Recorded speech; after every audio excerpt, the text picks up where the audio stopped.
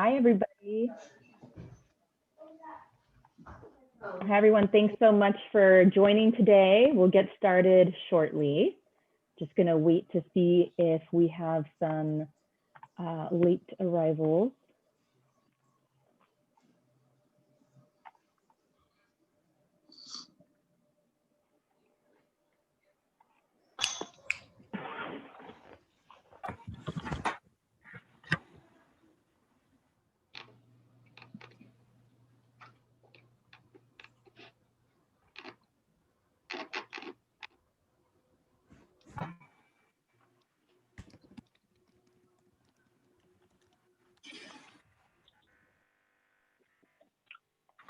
Okay, I think we can go ahead and get started. All right, so if I can get to the next slide. There we go. Okay, so first of all, again, welcome. Thank you so much for being here tonight and spending your evening with us to learn more about UCLA Anderson and our tech-focused resources at Anderson. My name is Christy Inauen, and I am the Associate Director of Admissions Outreach for the Fully Employed MBA program. Really excited to see you all here today. Today's event is going to be a really great in-depth dive into, all tech-related resources at UCLA Anderson and how Femba students can take advantage of those resources to help them achieve their career goals, whether it be to make a career switch, enhance their current careers, or explore different options. And so today we have a pretty jam-packed schedule full of great speakers and panelists. So I will go ahead and get started. Firstly, we do want to just kind of quickly go over the agenda to make sure you know what to expect today. The event does go till 7 p.m. and we will kick off with our guest speaker, who is Professor Terry Kramer. He'll be speaking about key tech trends and the Easton Center UCLA Anderson resources. Afterwards, I'll be going over some more additional UCLA Anderson resources that Fembas could tap into during their time in the program. And then we'll end with our awesome Femba student and alumni panel, who will be sharing their own career journeys and Femba journeys and how they managed to leverage the program to achieve their goals. So we will also have an opportunity for you all to ask them questions, and let's go ahead and dive in. So firstly, we're really excited to be able to have our very own Professor Terry Kramer here today. Terry Kramer is our Adjunct Professor of Decisions, Operations, and Tech Management. He's also Faculty Advisor for our Global Access and Strategic Management programs at UCLA Anderson. And he has a lot of expertise in leadership and tech. He's a full-time faculty member teaching the Foundational Technology Management course and another course on the evolution and innovation in the mobile communications industry and promising areas of innovation. So he's here today to talk to you all about key tech trends and UCLA Anderson Easton Center. So I'm going to go ahead and stop sharing right now so I can hand it over to Terry. So thank you so much, Professor Kramer, for being here today. We really appreciate it. Excellent. Christy, thank you very much. And it's a pleasure to be with you. And I hope in a fairly short period of time here to be able to do a couple of things that Christy had shared, which is talk a little bit about what's going on in technology itself, technology-based innovation, industries, and what are the implications for an MBA? What are the implications for leadership? And then get to specifically the Easton Center and what we do so that we are part of what Christy mentions, part of the journey as you think about your own career opportunities and where things can evolve. So as I mentioned, I'm going to start out with the tech trends. I'd like to talk about a couple of recent trends, including COVID-19 and how that impacts our thinking about technology and technology adoption. I'll talk about leadership implications, and then go through a review on the Easton Center. So let me just very briefly talk about technology history, because it matters a lot when we think about where we are today. We have gone through a phase literally in the last 20, 30 years, starting with basic PCs in the 80s that were unconnected. We then entered an internet explosion that started roughly in the mid 90s all the way to today, where these PCs and laptops and desktops, et cetera, are all connected. Then in 2007 began this smartphone revolution. And this was the introduction of the iPhone and then a whole host of smart devices that really said, listen, anything that we can do in the home or office, we should be able to do on the go.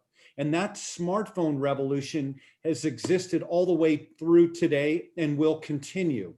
And that brings us to today, which is really, we're at the phase now of the era of artificial intelligence and data. And we'll talk about it, but a lot of data is being created through all of our interactions with the internet. And that's creating another wave of innovation that's creating a huge amount of opportunity, and also for some industries, threats. Now, what are the enabling technologies that allow great innovation to occur?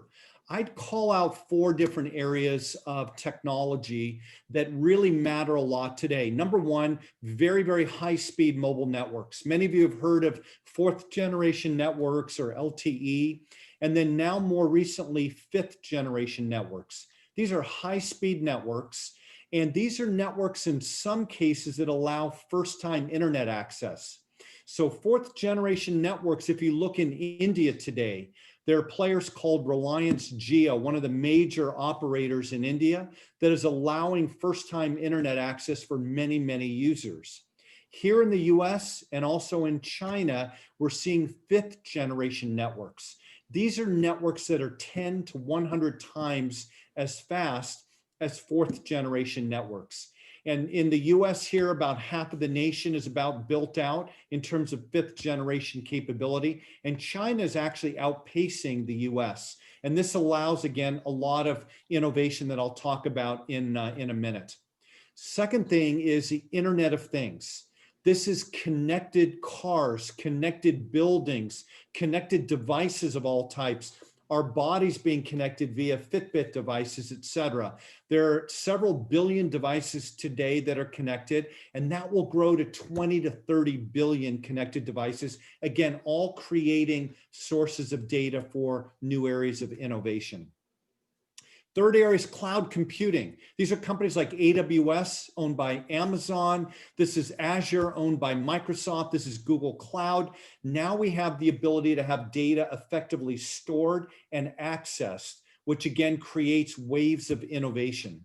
And then the final piece I'll mention is with all the data that's being created with the Internet of Things, with our e-commerce interactions, with social networks, the ability to access that data on an opt-in basis, the ability to analyze that data and create a predictive capability, not just looking at what already has happened, but to be able to predict what might happen in areas of healthcare and transportation, et cetera, is one of the latest enablers from a technology standpoint.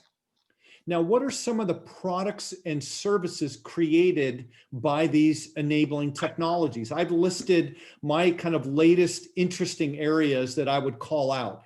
Number 1, autonomous vehicles.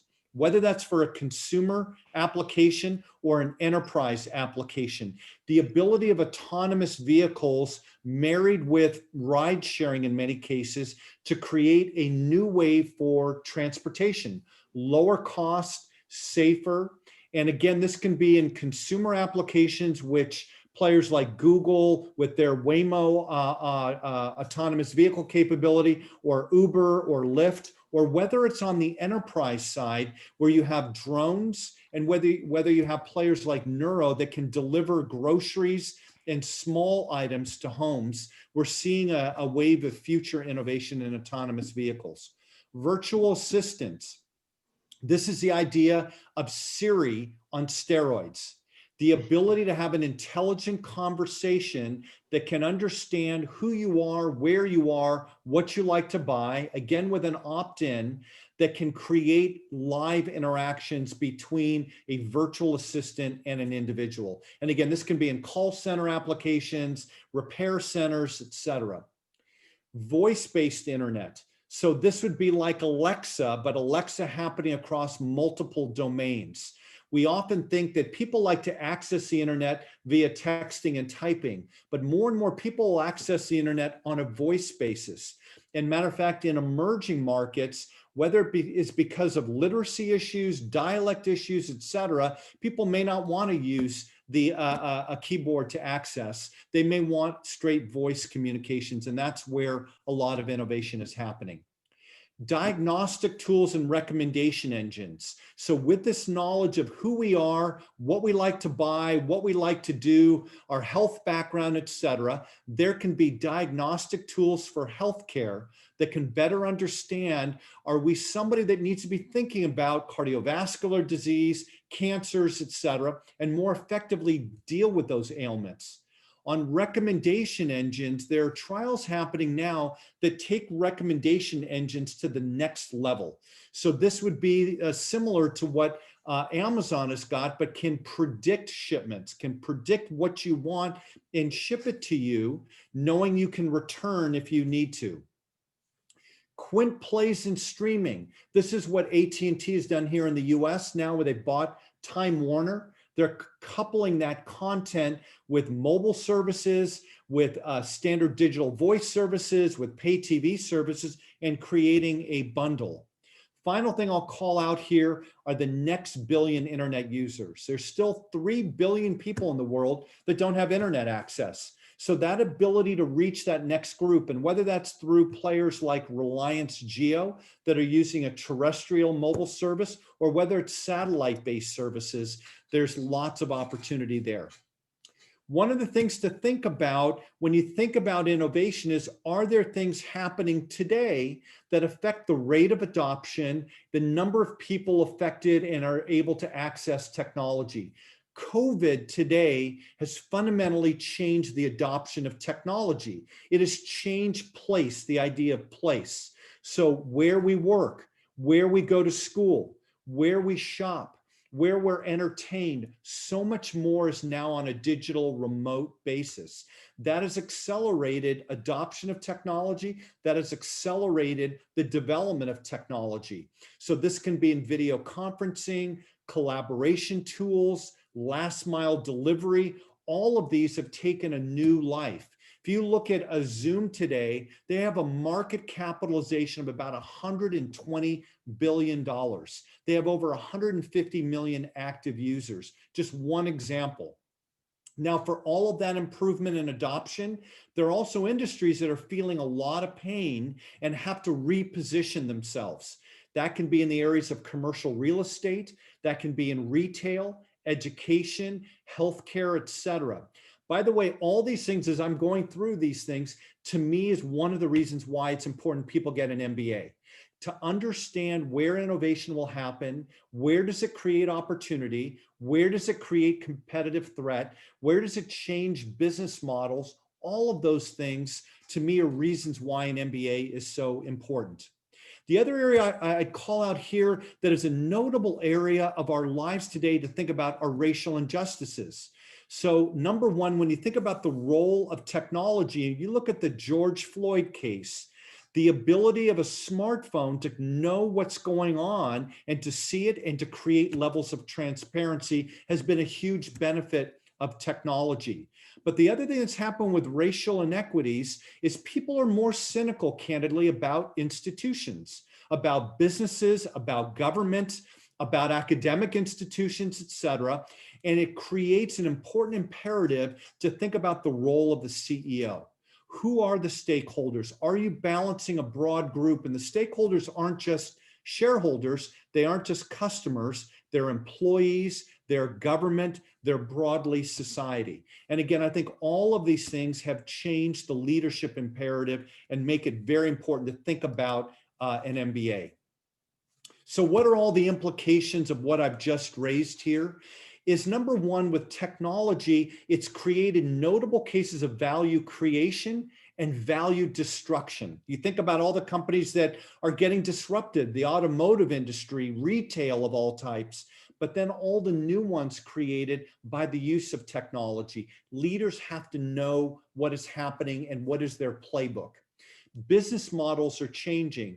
A lot more value is being placed now on data. Do you have data that can predict what people are going to want, can predict and power an autonomous vehicle, can predict and power a healthcare recommendation engine, et cetera?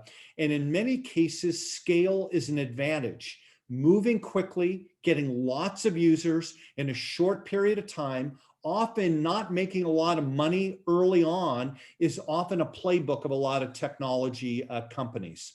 That all creates a very different nature of competition. One where moving quick and being kind of that first mover advantage, it takes advantage of network effects, matters a huge amount. And there are many, many players that are moving into industries that they never were in before. Google Health and Amazon Care are two examples of big tech companies moving into healthcare. And it's going to be very interesting to see what they do. And again, having a playbook, a strategic playbook, matters a lot. Technology and society, how can technology reduce the cost of healthcare and improve outcome? And then finally, techlash. So for all the good things that technology can do, how do people that are in technology-based businesses deal with data privacy issues, antitrust issues, digital divide issues, future of work issues? There's a huge number of those issues that really warrant thoughtfulness. So in the last few minutes, let me just talk about the Easton Center, because you have kind of the backdrop of what's going on in the industry. Our mission at the Easton Center is leadership preparedness in a tech-driven world. Now, we have about a third of our students go into tech or return to tech when they come out of Anderson, and it's one of the highest percentages of all business schools in the US. Matter of fact, we're in the top 3 in the US. The only 2 schools that eclipse us are Stanford and Berkeley. So we place a lot of students in tech, but also I like to think that every industry is becoming a tech industry. Every industry has to think about the use of data. And so thinking about how are we preparing leaders in a tech-driven world is what's important. How do we do that at the Easton Center? We do it through our curriculum. We have a variety of courses, and Christy mentioned briefly at the beginning, I teach the Foundational Technology Management class. We have other courses in healthcare tech, in media tech, in global mobile. We also have new courses. In the last 2 to 3 years, we've added several courses. So we have new courses now in artificial intelligence, in product management in a tech-based environment, in fintech, so financial services and fintech. We have a global immersion course actually that I teach that is in the greater China region that looks at how technology is so rapidly changing China and learnings for us. And then a new course on technology and society. How do you deal with technology for good, mitigating some of the negative externalities? In all of our courses, we try and focus on, number one, what is the innovation from a product service standpoint, but not just that. We don't want to just teach stuff that has a short shelf life, that's kind of cool and interesting today, but is going to be passé in a year or two. We try and teach on a horizontal basis. How can you develop your own mental map about where's innovation going to happen? Where's competitive position going to change? The winners of today often are going to be the losers of tomorrow, and they're going to be new industries. Google and Amazon, as I mentioned, are moving into healthcare, and there's a variety of implications. How do you think about business models? How are you going to make money? It may not be on selling hardware or subscription-based. It may be on a free model that gets monetized via advertising. So there's a variety of horizontal issues that I like to think will be the long-term framework you have that will serve you well in the next 20, 30 years about being a leader and thinking about innovation and leading in a variety of companies. We have an Easton certificate if you want to do a deep dive in the technology curriculum and take a certain minimum number of courses and volunteer on a variety of service initiatives for the Easton Center, you can get an Easton certificate. And that really defines you as somebody that's done a lot more in the area of technology. We have a variety of conferences and workshops that I'll talk about briefly. We also have an innovation challenge. So we create an opportunity once a year for students to work across campus. So not just the Anderson School, but to work with students in the engineering school, work with students in the medical school, work with students in the School of Public Policy to identify promising areas of innovation that will serve society. This year, we're focused on 2 tracks. One is sustainability, and the other one is on healthcare. The sustainability has a very tight linkage with our engineering school. The healthcare track is very much focused with the Geffen School, the medical school at UCLA. We have a Tech Talk, basically a private user group on LinkedIn that we share articles and views on what's going on in technology. We have a variety of areas of outreach and mentoring programs with our alumni.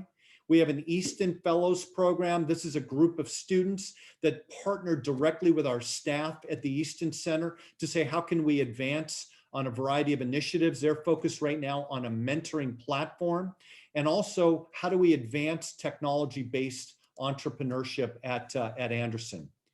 There are a variety of events we do. I've listed a few past events, recent events we've done, and then upcoming events. We had an Innovation Challenge kickoff. We had a Technology and Society conference a few weeks ago. We did a recent program on data creating brand new products, where data is the product itself in healthcare, in retail, in transportation, et cetera. We have David Feinberg, who's going to be speaking coming up in a few weeks. He used to be the CEO of UCLA Health. He now is head of all of Google Health, and he is a fascinating, very bright individual. We have an Innovate conference that's coming up on January 29th, and that's everything tech. What's going on in innovation in enterprise and consumer. And by the way, when you go on our website, you are more than welcome and encouraged to attend these events. There's no charge, and you'll get a chance to see kind of what the Easton Center does in action. So where are the areas to engage? Attend events. Obviously, when you join, hopefully you'll join the school, take courses, and if you want to sit in on one of my classes, you're more than welcome to do so. When you're here, get involved in getting an Easton certificate, the Tech Talk, be a part of our Easton Innovation Challenge.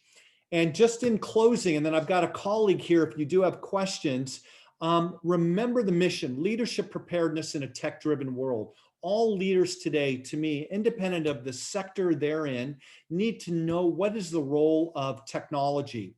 You'll see our website listed there and an email address. If you want more info on what we're doing, let us know. And again, one of my colleagues, Dorina, is joined us here, and she can also answer questions. I promised to Christy I would not run late, and I think I'm almost on time here. Christy, did I meet the need here? Yes, amazing. Thank you so much for being here today. Really appreciate it. It's a pleasure. And if I can answer any questions offline, let me know. I hope I'll see all of you at UCLA and be part of the vibrant community here. Take care, you guys. Thank you. Thank you. Okay. Awesome. So I'll go ahead and share my screen again.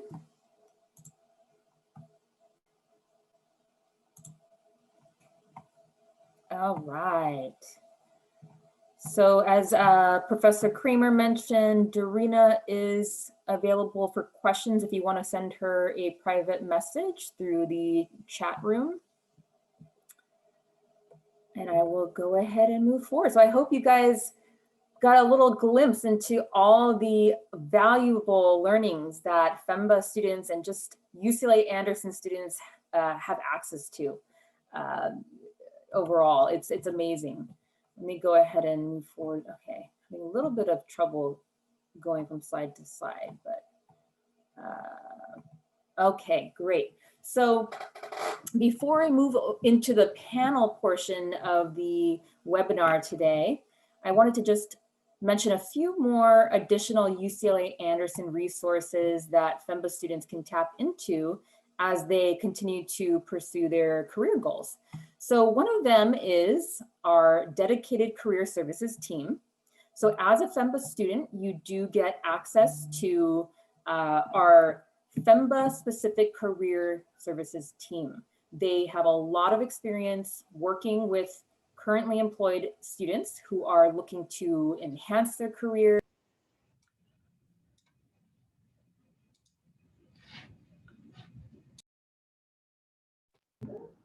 Christy, I think you muted. You just went on mute. About Okay. 5 seconds ago. 5 seconds ago. Okay, so I'm not sure what's going on.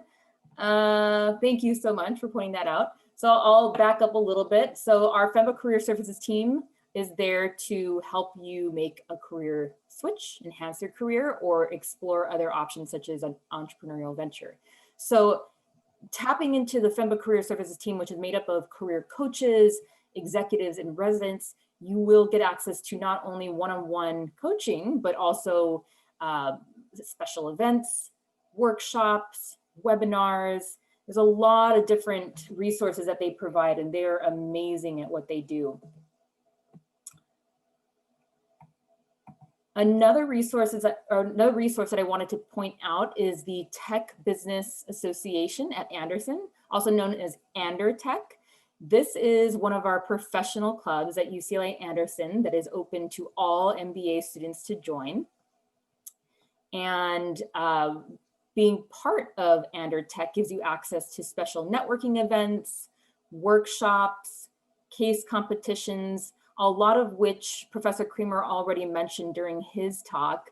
But as you can see, there's a variety of different ways to meet other students in the industry across programs, stay up to date on industry trends, and kind of stretch yourself. The purpose of one of the biggest purposes of joining one of our professional clubs is to just try new things, push yourself, and just get to know people that you wouldn't normally come into contact with day to day. So that's definitely a highlight in Anderson. And of course, one of the best resources during your time at UCLA Anderson is just tapping into your network. So this is a class profile of the Femba class of 2022. These are it's a chart of our top 10 common industries. So as you can see, it's a very, very diverse group of students that we admit into the program every year. And as you can see, entertainment, high tech, financial services are our top 3 industries represented. So that just gives you an idea of the type of people you'll be interacting with. It's just amazing, who you'll be interacting with day to day in your class and across campus. Okay. Next slide. And then last but not least, of course, being a UCLA Anderson student means that you have access to our huge 41,000 plus Anderson alumni network. Being part of this network not only allows you to reach out to people in the industry, but also take advantage of the resources that just alumni get access to. So for example, one thing I wanted to point out, because Professor Kramer was mentioning some of our courses that we offer, one of the benefits of being an Anderson alum is your ability to return and take courses. A lot of times we will add new courses over the years. Also, we will update the content of our courses in order to stay current. So as an alum, you can come back and take courses as well. So there's always some type of alumni networking event going on globally, locally, and here are just a few of our notable alumni below.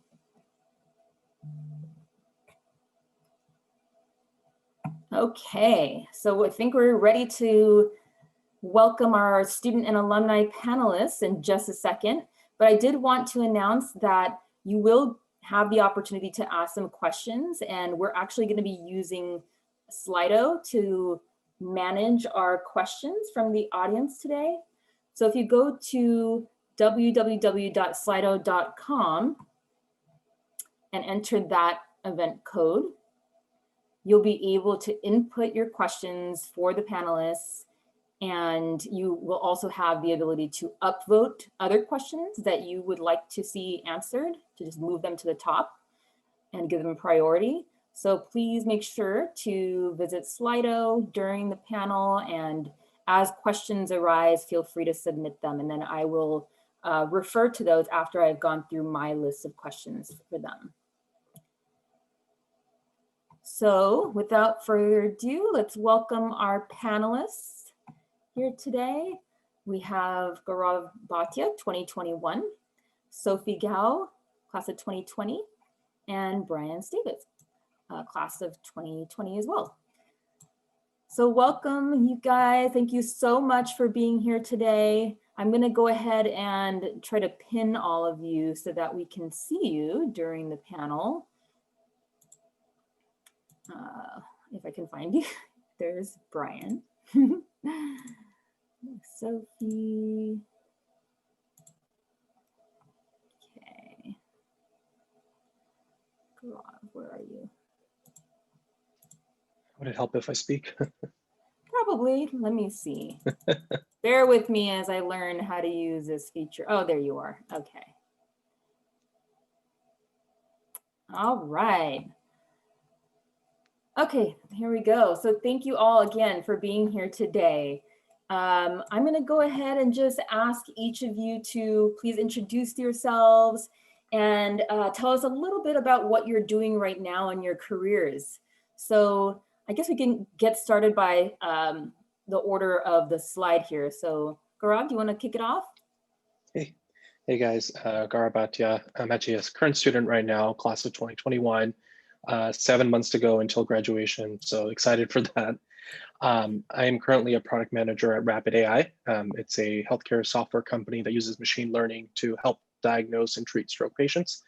And I'm actually leading their clinical modules, expanding into more and more of the disease states. Okay, Sophie. Hey everyone, I'm class 2020, graduated this year, and I'm currently at Amazon for the Financial Leadership Development Program. I'm in my first rotation right now. I currently work at the Customer Trust and Partner Support, which is to ensure Amazon.com is a very trustworthy ecosystem. We use a lot of machine learning, AI to detect the bad actors, and we do a lot of planning, especially this year everything has changed for Amazon.com. So it's very exciting to be here to share my experience and give back to the community, which I really, really feel like benefited a lot from here. Thank you. Thank you. Perfect. And I'm Brian Stavis. I am a partner development manager at Amazon Web Services, where I consult for some of our marketing technology providers, helping them grow their business in the cloud. So looking forward to supporting this. Thank you for having me. Thank you. Thank you all for introducing yourselves. So I'll go ahead and ask a few questions before we open it up to the audience for more Q&A. My first question for you all is, can you please tell us a little bit about your career journey, starting with before the Femba program, leading up to the present? And then we can start in order again. So Gaurav through Sophie to Brian. Yeah, sure. So prior to Anderson, I was actually an engineer for 2 major medical device companies.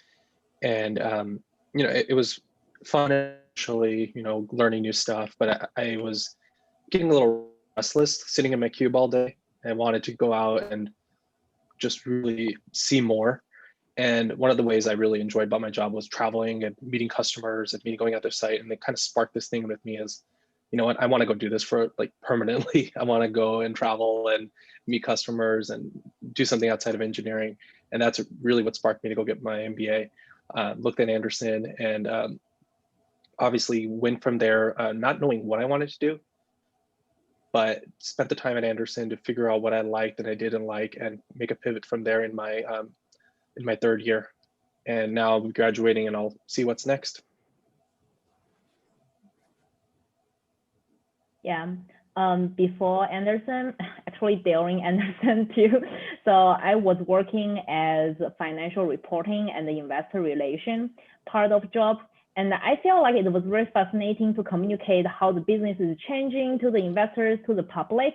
But I started to feel like I don't really know much what is the reason to change the business, and why the customers are looking for different things, and why the stakeholders and the shareholders are looking for change and innovation for the companies.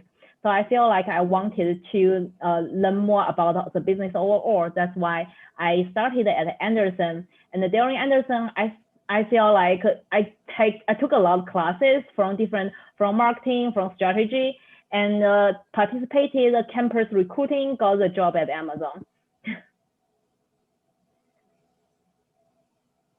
Before Anderson, I've always worked in marketing technology and advertising technology, and I've predominantly at startups. And I was very fortunate along my career of getting great mentors that had kind of advertised the thought of going to get my MBA. Unfortunately, working in technology, the technology industry is constantly changing, and to leave the industry for 2 years you almost set yourself up for failure by trying to jump back into it, going full time. So fortunately, when I discovered Anderson, understanding that they had the Femba offering, I thought, for me personally, it was a no-brainer. Thought also I was going to just focus in startups, try to grow my own business one day.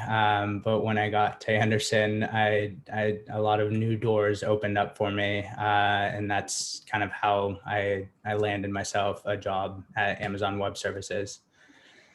Hopefully I answered your question, Christy.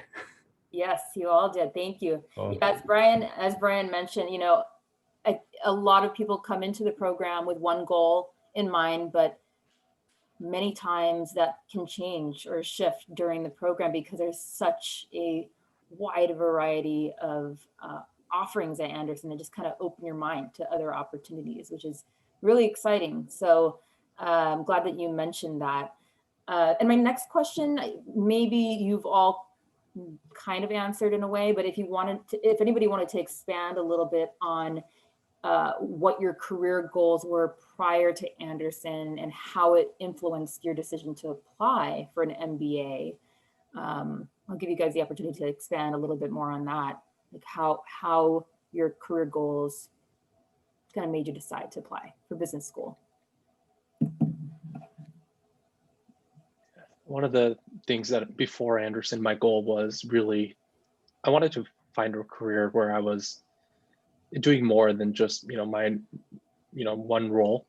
I wanted to expand from there, and I didn't know exactly what I wanted to do. And I think that was the beauty of taking different classes and seeing what I like to do, as well as just talking to people and seeing what they do. And from there, I really understood, okay, I really like being in healthcare still. I really wanted to stay in healthcare, but I wanted to be involved in technology. So after I talked to a few people, mostly just alumni, and understood what they were doing, I kind of understood what goal I was going after from there. For me, it's similar reasons. So I mentioned that I feel like my experience, it was a little bit narrow, just focused on accounting and the financial reporting side. And I think attending Anderson didn't just expand my horizon in the different industries, but also the network. I started to talk to more people who have different backgrounds, from marketing, from product management, from engineering. It just gave me a lot of different experience to really understand what still makes me feel excited about work, but at the same time, being so involved in the cutting edge topics and being able to really think about impact and be more impact driven and to make better career choices. Yeah, I think Sophie and Gaurav nailed it in terms of what led me to Anderson and getting to that next phase. I was being in advertising technology, I got kind of burnt out of spamming people for a living. And it wasn't the most rewarding industry to be in. Sorry for anyone that's in that industry. And so, bumping elbows with the folks that you meet at Anderson, they do a really good job of getting this diverse, but very similar, like-minded group of people, very motivated. And once I landed at Anderson, just meeting people and learning about the cloud, I knew nothing about it prior to starting at Anderson. And I think that kind of jump-started my different career path in staying in technology, but also doing something that was a little bit more rewarding. If you look at the companies that are running their business in the cloud, between Moderna, Pfizer, and a host or Netflix, Uber, it's very interesting of seeing how the cloud powers just about every business in the world today. So it was a little more impactful than ad tech. Thanks for sharing about that. So again, I think most of you already kind of mentioned this a little bit earlier, but would any of you like to expand on why you chose a part-time program versus a full-time one? Were you considering full-time at any point, and what made you decide to go the Femba route? Yeah, for me, I was debating both, whether to go part-time or full-time. I started in 2018, and I always had this fear that, I graduated from my undergrad in 2010 when the economy was really bad. And I had that fear is that I didn't want to repeat that experience and graduate when everything is coming down. And it did happen, but it was something of like, I didn't want to take that risk. And, to earn a salary at the same time while paying for business school really helped. And then my employer at the time was sponsoring it. So it was just a situation for me where part-time just made sense. For me, because this is my second master, I just didn't feel want to be part-time student, to be full-time student again. That's the main reason.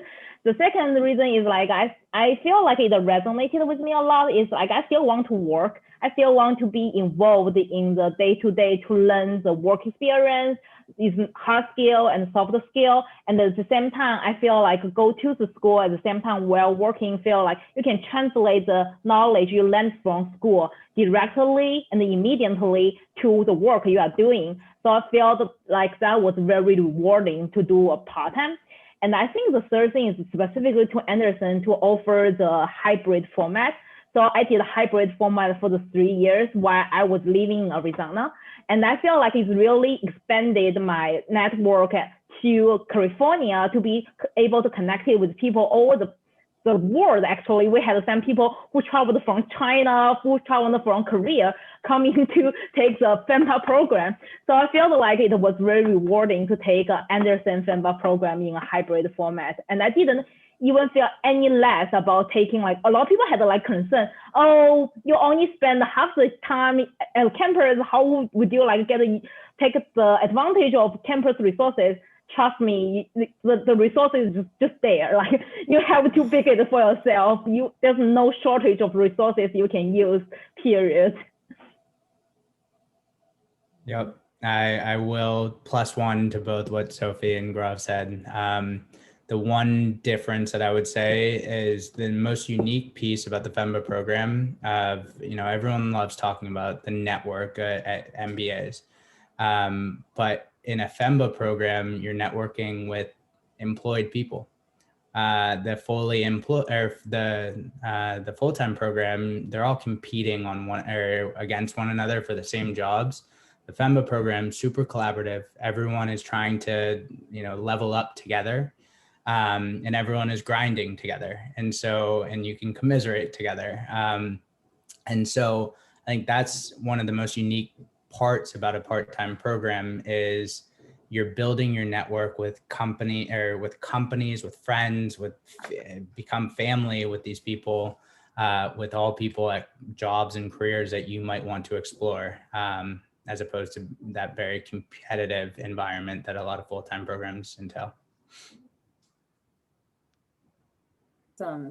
Yeah, it's amazing how many out-of-town students participate in the program. I mean, I'm dropping my AirPods as I talk. Hold on.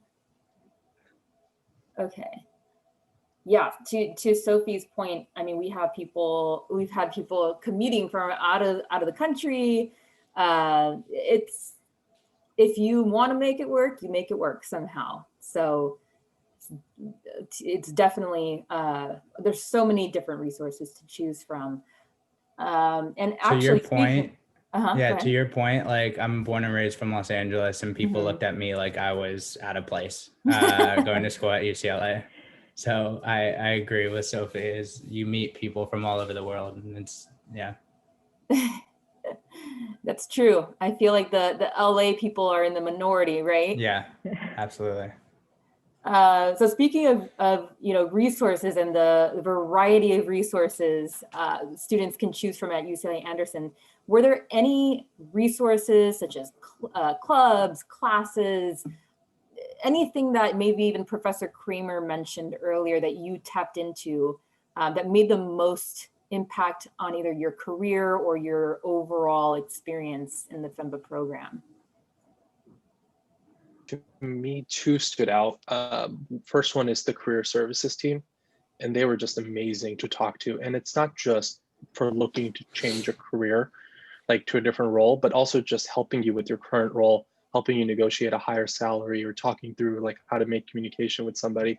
That was just really beneficial. Even now that I've switched roles, I still keep in touch and just talk about like, hey, how can I enhance my career, and just someone to talk to and help you career coach. And then the second thing is the alumni network.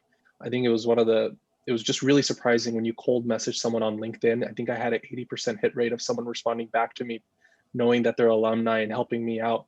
It was just, they helped me so much just prepare for the career change that I was going through. To me, there are like few things. I think the first thing about the academic work, I think the most impactful course to me was taught by Professor Cramer about the global emerging in China. Unfortunately, we didn't make the trip to China this year. It was supposed to be happen in March, but just the course he was teaching us about how the cutting technology is not just about, the tech, is about to plan a mental map in your mind, how you think. He always asks us, if that's the solution you are going to propose in front of the board, if you are the chief strategy officer in the company, that's what he was asking you, that's what he's pushing you to think as a leader. And then you started to develop a mental map, no matter the work you are doing is at the strategy level or is at the tactical execution level, you always have that mental map. What we are trying to achieve here, what is the impact we are trying to do. And I think it really, really helped me, especially at my current role at Amazon, moving so fast every day. Brian can speak for that. I feel like I've been here for over a year, although I feel like it's only 5 years. But yeah, it's moving so fast, but every time they push you to deliver results. And I think I learned and benefited a lot from what Professor Kramer was teaching us, really to think in that way. And the second thing is the alumni network. It's not just about Femba alumni, it's about the Anderson alumni. So when you speak to people, I graduated from Anderson, people don't care it's like a Femba, MBA full-time, or it's EMBA, or it's from the different programs.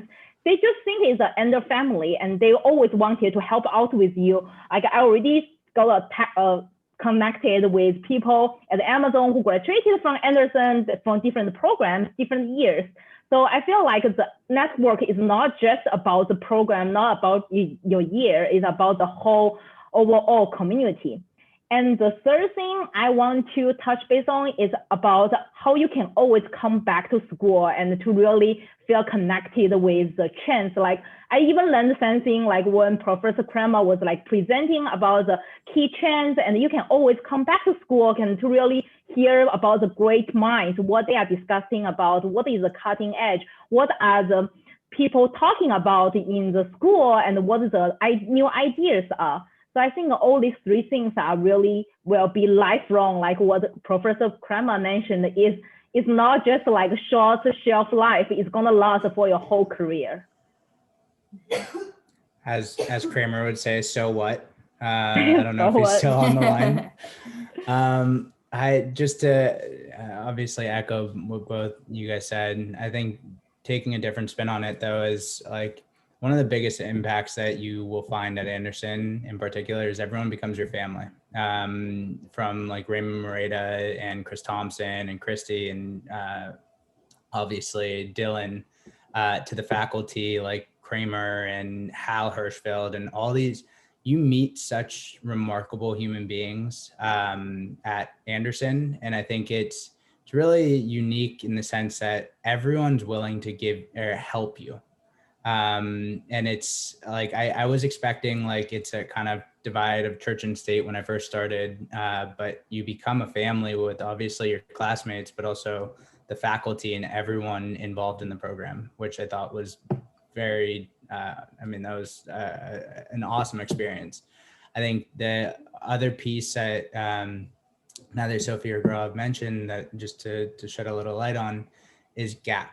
GAP, that experience is, it is rigorous, it's tough, but looking back on it, I was so thankful for that experience. Yes, the people that you meet, the companies that you work with, the companies that you get exposure to, but you also build this phenomenal network because you're interviewing hundreds of people. And so I made connections with people like from Pepsi to Apple to GE to all these random industries because I was an Anderson student. And it opened up a ton of doors. And so I think GAP was one of those experiences looking back that even though it was dog days, it was a lot of like, it was so rewarding in hindsight. So. Yeah, and just in case people are wondering what GAP is, I'm sure most of you do know, it's a Global Access Program, which is one of our capstone projects at UCLA Anderson. So Brian, do you want to like maybe expand on that? Tell us a little bit more about what GAP is, like if you can talk about like the company that you were I was consulting hoping with. to end there. I still have PTSD from it. No, I'm sure you do. Honestly, so GAP is, so there's two paths. I think that there's a third one, but I don't necessarily recall it. But so there's two paths. One is, I'm blanking on the startup one. It's a business creation option, BCO. BCO. Okay, so business creation option, where you go create a new business from start to finish, and you end up pitching to like in a Shark Tank. At this time when I started Femba, I was working at a startup and I was already building a business. So I thought that was kind of, it was just going to contradict one another and be counterintuitive. So I want to go down a path that I was not so familiar with, which was the consulting path, which is the Global Access Program. You get, you work in a group of people and you build your own group, and you want it to be a well-balanced group. You want someone that understands the financials. You want someone that understands sales, marketing, as diverse, but really a good kind of cohesive unit, because you're going to be working together and really trying to understand a global business. So you get paired up with a company from, there's probably like 50 different countries that you guys have now, but you get paired up with a global company and you basically bid on that company. So based on your group's interests, it could be healthcare, it could be media entertainment, it could be agriculture. And so we got paired up with, it was a media and entertainment business. Really, they positioned themselves as that, but they were trying to expand in the United States. They basically created virtual reality marketing campaigns for a variety of industries. It was like manufacturing, financial services, healthcare, life sciences. And so you basically have to do this whole deep dive market analysis on, should they come or should they stay in their respective market? Should they expand in a different market? And you're basically a third-party consulting arm for them. And then you come, or they come to UCLA, and you present in front of them, whether it's a go or no go, and you have to support your claims. And so it's a very unique experience, and I certainly I enjoyed it thoroughly, for sure. Yeah, The it final- definitely. Oh, go ahead.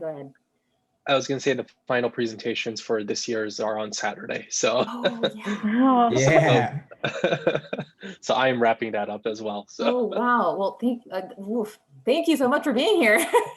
You are brave. Yeah. Oh my gosh. Well, good luck. But I'm sure it's gonna go well.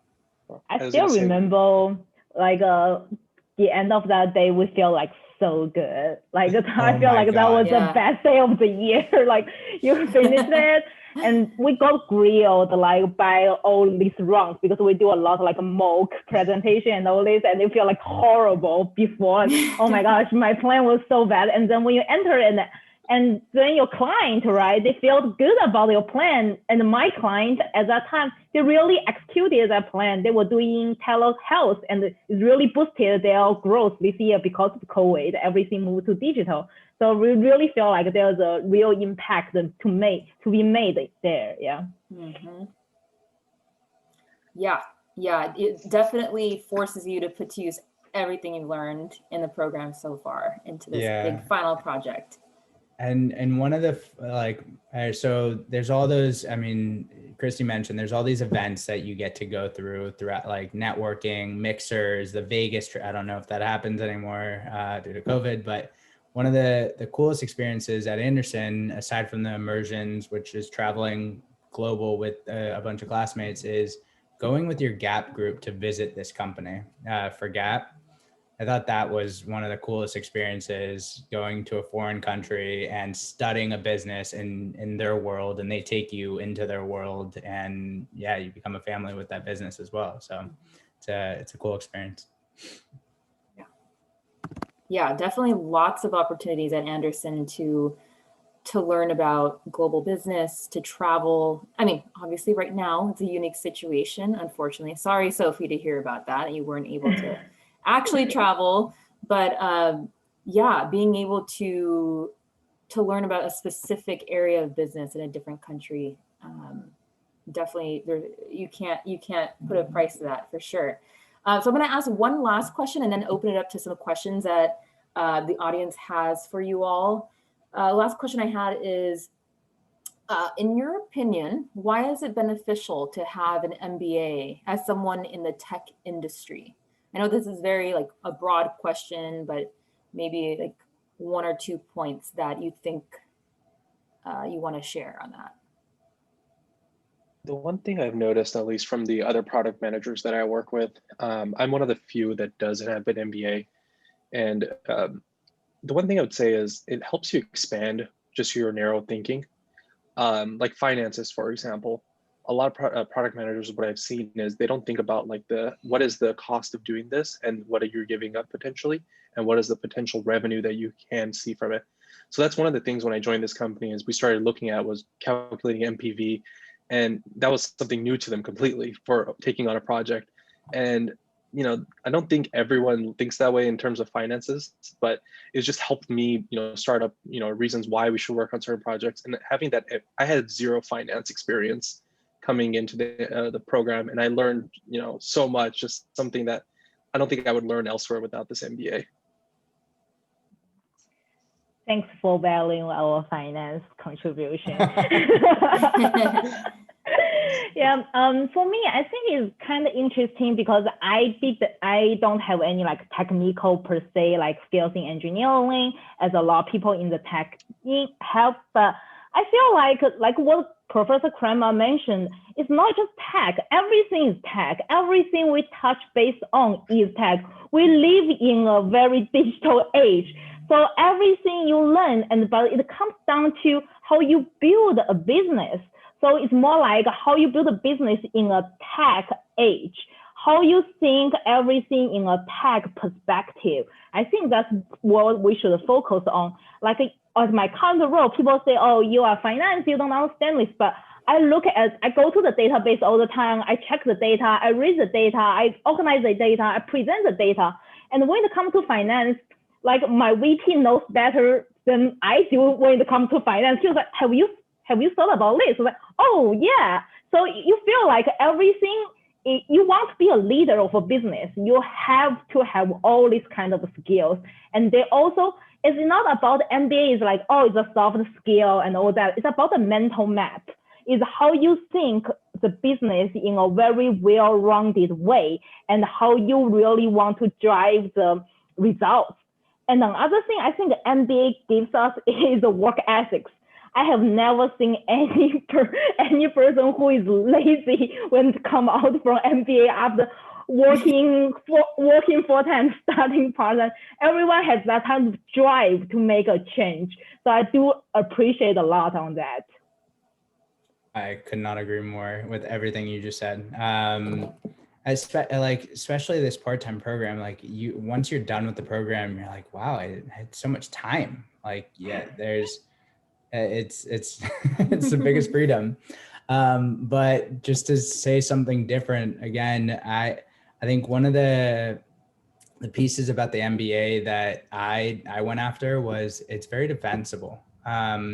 Because nowadays the goalpost is always moving, and it was first you had to get an undergraduate or you first had to get a high school degree, then or a diploma, then it was a undergrad degree. Now it's for those higher level roles they do want it's MBA preferred, and so now like looking back on it, like I'm so glad I got that done with. Obviously there's a ton of benefits that come with it, but you can't, or that will never be the reason why I won't get a job, or that won't be the reason why I won't be able to do things in my career. And so I think that's a piece that you can't really put a number on or quantify, but it is, I think, one of the biggest pieces that I found very valuable in my career thus far. Thank you all so much for all of that. Your perspective is so valuable. And thank you so much for answering my questions. But now I'm going to open it up to some questions from the audience. And some of these are a little bit more specific, so maybe not all of you want or have an answer to them. But if any of you would like to answer any of these, feel free. So I'll go ahead and get started. One question from Mitul is, are there any technology skills such as coding or machine learning that were out of your comfort zone that you were able to pick up and utilize in your current role? Take a look at this one. It's funny because I work for a software company that does machine learning, and I had zero skill at that. I come from mechanical devices. And you know what, is Professor Kramer's class, the tech management course, actually was the one that introduced me to the idea of just cloud and data and understanding it. So it was a little out of my comfort zone, but the way to approach it and how to research it prepped me for my interview to understand it by going through YouTube videos, whether Wikipedia, and just connecting with people that are in the industry, that I actually am able to contribute now. I don't know how to code and do the machine learning stuff, but I understand it. I can explain it. And I can build products from it. But it was something that just from the skills that I learned at UCLA, and especially from his class on how to look at technology, helped me learn that skill. Mm-hmm. Awesome. Thank you for answering that. Anybody else want to add to that? Again, I know it's pretty specific. I mean, I can take a stab unless Sophie, you want to go? It's okay. I kind of feel not as technical. Like we do have a lot of courses over at Amazon, like ask you to learn about all this like machine learning and the coding and everything. I think come back to what Gaurav is saying, it's not about you have to have this skill, be able to code. It's about that you have the ability to understand what is that is going to provide information to you and what kind of information you are looking for. It's a skill, right? It's a tool. And if you understand what the tool can bring to you, I think for my role, I feel like it's sufficient right now, but it's definitely like a very useful and valuable skill to learn. Yeah, I would say like in my role in particular, I'm definitely not the sharpest tool in the shed, but identifying like having those critical thinking skills and understanding the application of machine learning services. So AWS, for example, like we launch new services on a weekly, monthly basis. And we have to understand what some of these machine learning services or artificial intelligence services can do for our customers. And spotting those opportunities, I think you have to have that kind of logic And, while to Gaurav's point, I don't have to code or hands on keyboard, but I do have to understand, what are the different use cases and applications that these services could support our customers in. Great, thank you. Another question, this one's from Glenn. Glenn is asking, and I think you can all answer this one for sure. What is the most challenging part of being a full-time employee who is in an MBA program? Someone that has gap this weekend, it's you find time somehow. I mean, it's difficult. Yes, you're working 8 to 5, if not more. You have families. You just figure it out to make time. Like, I have gap slides that I have to prepare, and my team is going to meet after this. And I woke up early this morning because I knew I had this panel, and I just finished up my portion of the slides, and knowing that later I'm going to be getting on a call with them. And it was just, you adjust your schedule, you figure it out. I think Sophie mentioned about the work ethic. I think that's one thing that's really improved for myself, is I just stay focused because I know I want to have some free time for my wife later. So it's just a balance in your life. I think to me is like the most challenging time was during gap on campus recruiting, working full time and taking classes. At that time, I feel like what I'm doing, but I didn't have time to think what I'm doing because I'm just doing it. Like the one thing after another, you have to do it, you have to balance it. And I think the beauty of it is like, you are not the only one who is doing it. So you are surrounded by people who are doing it. We have people who are single mothers who did it. And they raised beautiful, like really intelligent, good kids. And how they did it, they made it happen. And what you can do is you're just surrounded by people like that, and you get energy from that. So I feel like when you enter into the program, you won't even have time to think about it. You are just doing it.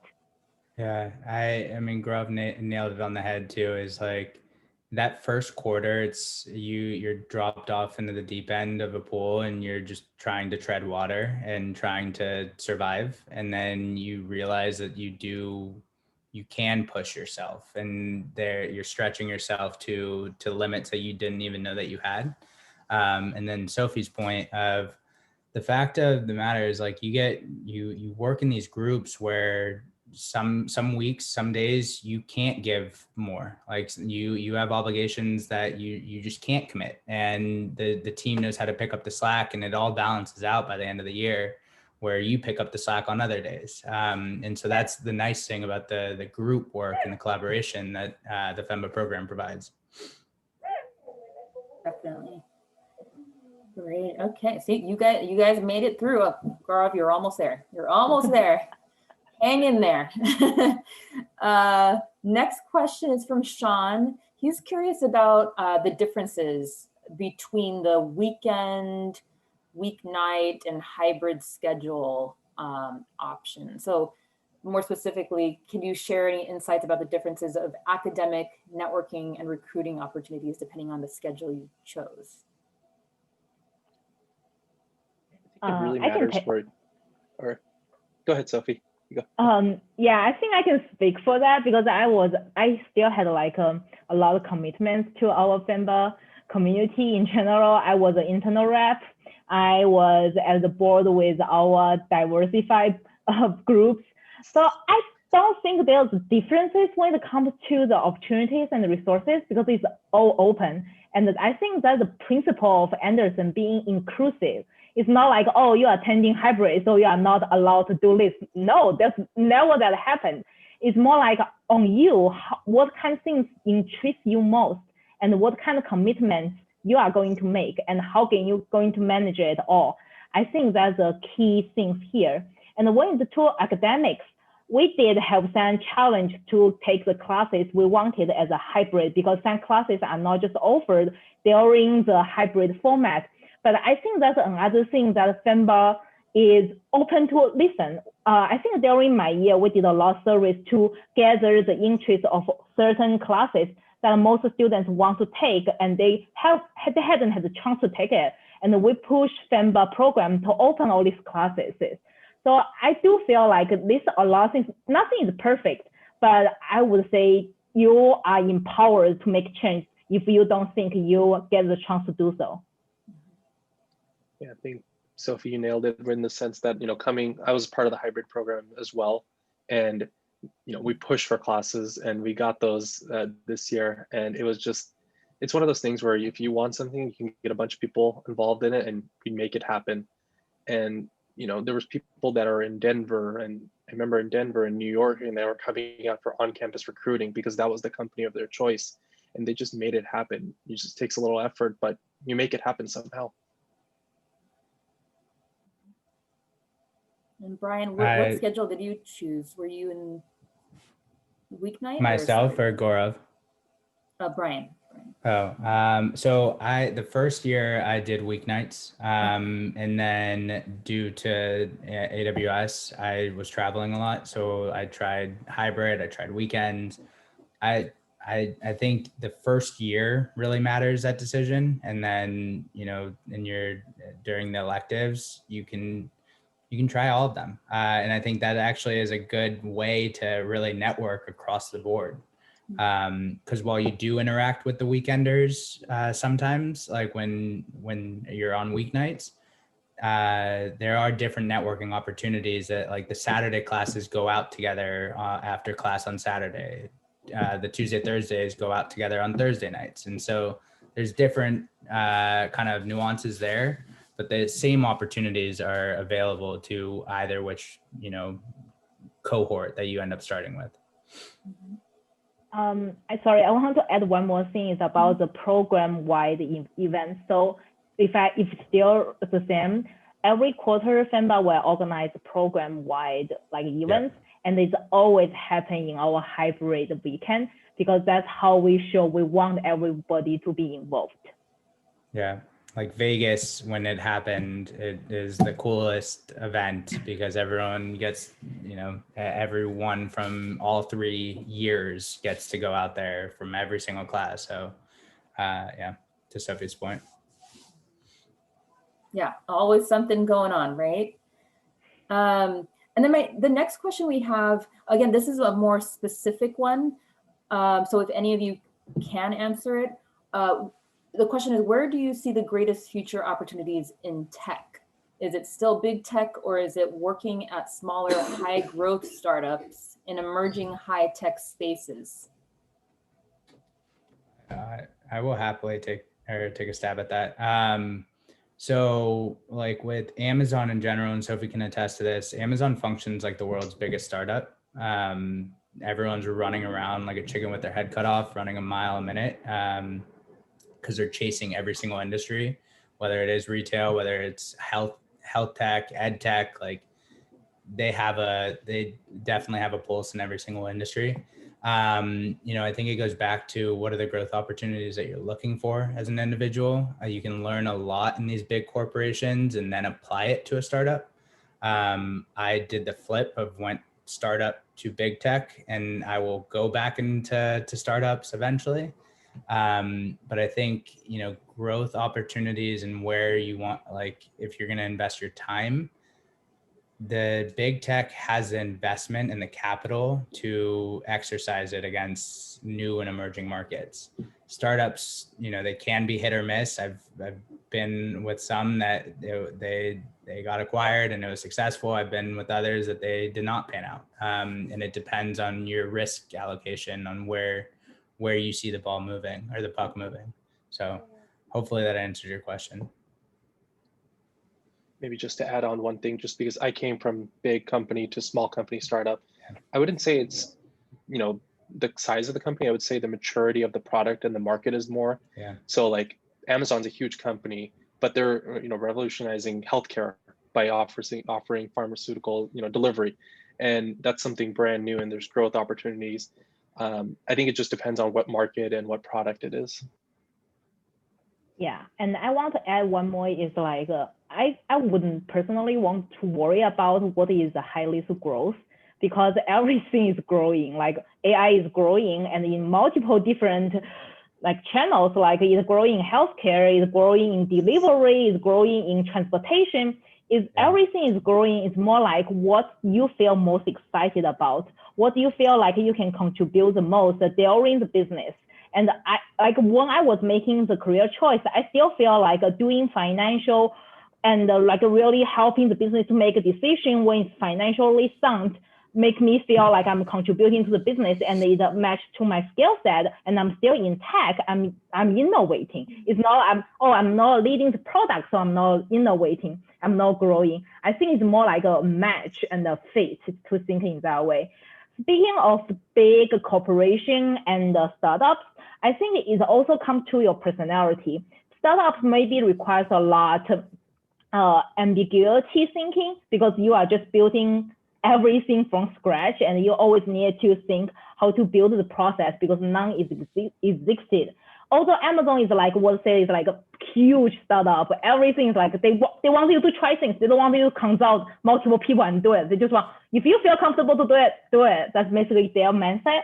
But at the same time, you still have people who can consult with, who have mentorship available for you to like really do something. So I feel like if you feel like you will be someone who want to build something out of scratch, or you prefer to be in some places that already have existing resources already there, you can feel like that's how you choose yourself where places is the best fit for yourself. Great input and great advice. And this question specifically for Gaurav. Can you please share how Femba helped you make a pivot from engineering to product management?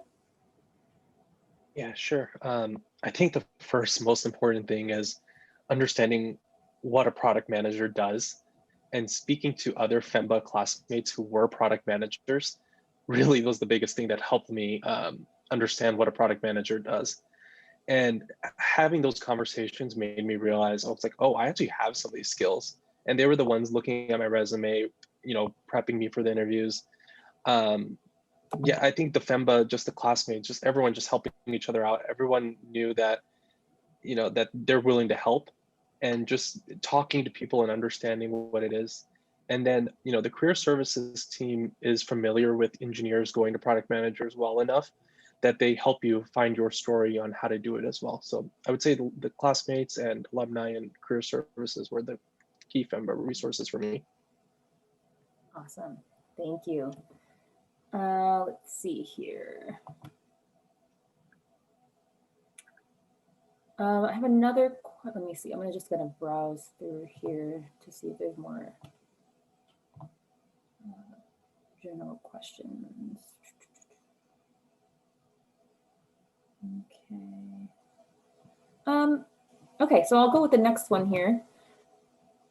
Earlier, it was mentioned that sustainability is an important focus of the Easton Center. From your perspective, how was that value demonstrated in Femba? Does anybody have experience with that?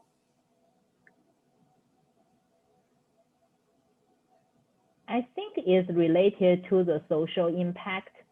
Actually, that was to my surprise. Social impact is a pretty big topic in Anderson. People were talking about how we utilize our MBA skill, which is kind of counterintuitive to me in the very beginning. MBA is historically associated with capitalism, but social impact is more about the social equality. But that's a trend, right? Because that's how the society is moving. And I think Anderson has already been very thinking in the next about how we can utilize what we build a great business, the skills, to apply to the society and to give it back. And the sustainability is, I think, is one of the topics people are thinking about, that how we can utilize our business skills to build a more sustainable businesses in the future, which can serve the society in a longer term. Mm-hmm. Great, thank you for that. Okay, so another question. So, okay, sorry, just trying to read it correctly. So, because it looks like you all kind of changed jobs while at Anderson, from your experience of interacting with classmates and just students overall, is it pretty typical to switch roles, companies while in the program, or are there many career enhancers too? I think that I was a career enhancer, or kind of hybrid switcher, I guess. But I think a lot, or just like the DNA of a Femba student in general is just curious. Like you're going to invest in yourself through Anderson.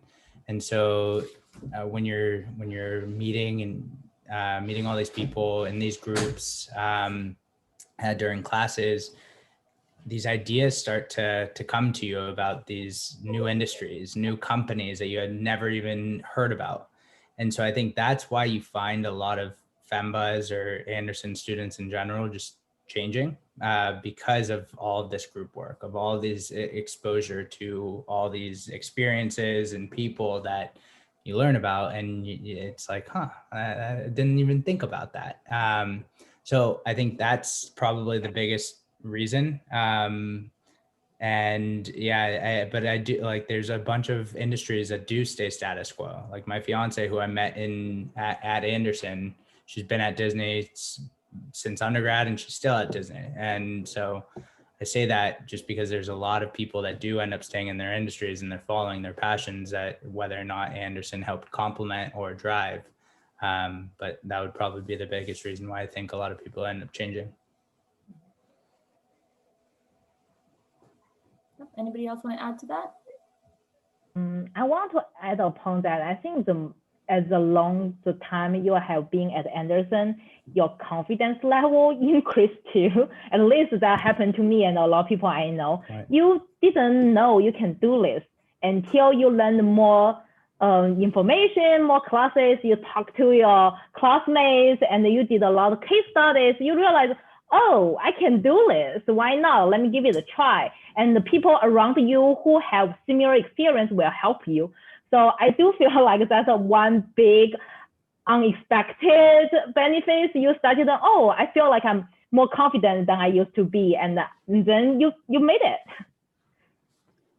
Yeah, just to add to that, I would say like, there's many people that realize that you can do things that you didn't know you could do before. I think there was a comment in the chat that, can I switch to healthcare even though I have zero experience?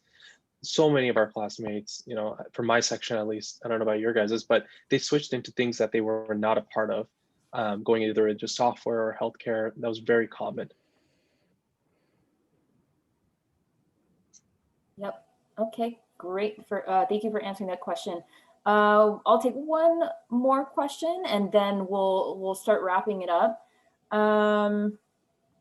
So one question we have is, can you share your experience with the Easton Technology Center? Were there any classes you can highlight, any resources?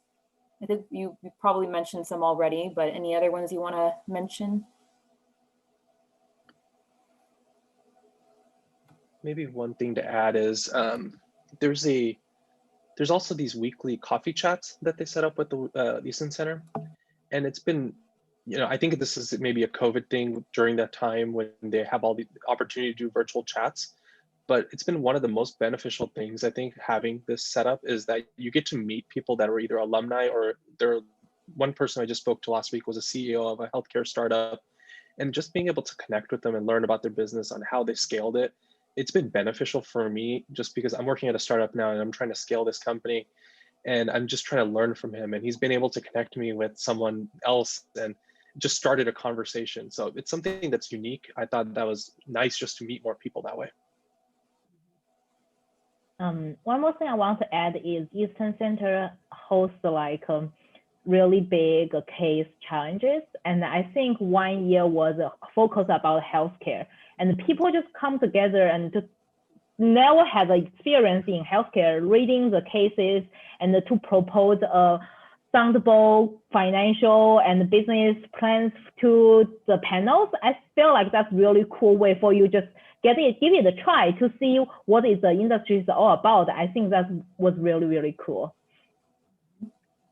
Yeah, Steve and Matul, I like your questions, by the way, but to answer Christy's, I think one of the pieces that we didn't all mention today, just to throw something else out there, is the guest speakers that the professors bring in. some of the coolest people across every industry. Like Terry Kramer brings in some amazing speakers, from venture capital to IT to cloud to mobile communications to agri-tech. It's just you learn about these people, and then it also opens up new doors for you, because if you're engaged during that class and you're good and you follow, you know, the coursework, like you can meet these people. And like I've gotten connected to some of the speakers where, again, I think Anderson, just being the brand name and the power of Anderson's network, a lot of these professors are able to rope in some high caliber individuals in their classes that you would have never, ever had exposure to.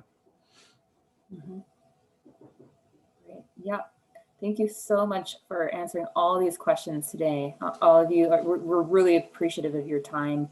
I wish we can get through some more questions, but we are unfortunately out of time.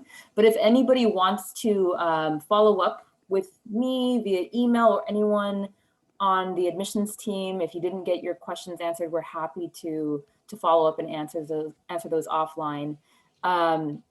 Again, thank you all so much for being here today. Do any of you three have any like final thoughts or any pieces of advice in closing? Wish I had some wise words to impart, but I mean, I think we all covered it. And I think going back to just like Femba family is just like, do not hesitate to reach out to any of us. Like, we're happy to be a sounding board, happy to, like, we were in your shoes, you know, at one point in time. And so reach out to us, reach out if we can connect you to, you know, none of us might have anyone that's connected in manufacturing or health tech, but one of our classmates might. And so I say that just to kind of add another fuel to the fire of why Anderson.